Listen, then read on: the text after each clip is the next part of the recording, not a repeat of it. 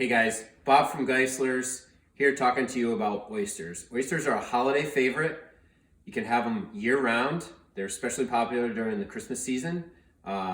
These right here are Mystic oysters out of Mystic, Connecticut, from one of our favorite seafood suppliers, Seawell Seafood.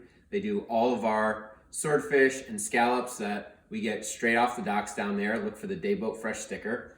So today we're going to talk to you about how to shuck an oyster. So East Coast oysters are round on the bottom like the cup, and the top is flat. They also have a smooth edge here. If you go to the West Coast, this edge is rigid. That's how you know sort of where your oysters are come from. So the first thing you want to do is get a nice oyster knife like this one. It has a firm blade. It has a point, but it's not particularly sharp. And this point is used to get into the hinge of the oyster. So make sure your oysters are cold right up until you're about to do this. Have a plate ready that's cold, and then just rinse them off to get any dirt or anything off. Use a towel so you don't cut yourself.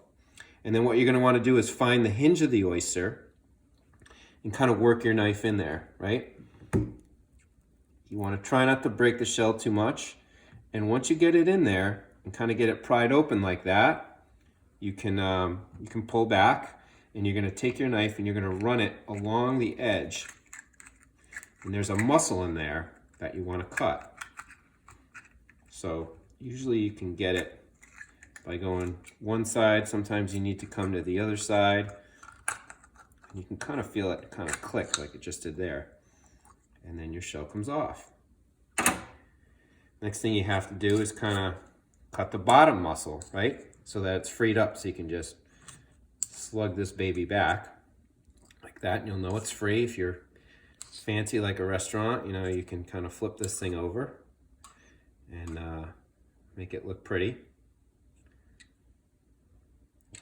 kind of like that. You want to keep that juice in there because that's really the great flavor. And then you can pair it with some mignonette, which is red wine vinegar and shallot, or some cocktail sauce made with fresh horseradish. And then I like to pair that sometimes with some champagne, like this mum we have here. And you know, if you're a naturalist, sometimes you just want to slug one of these back as is. So,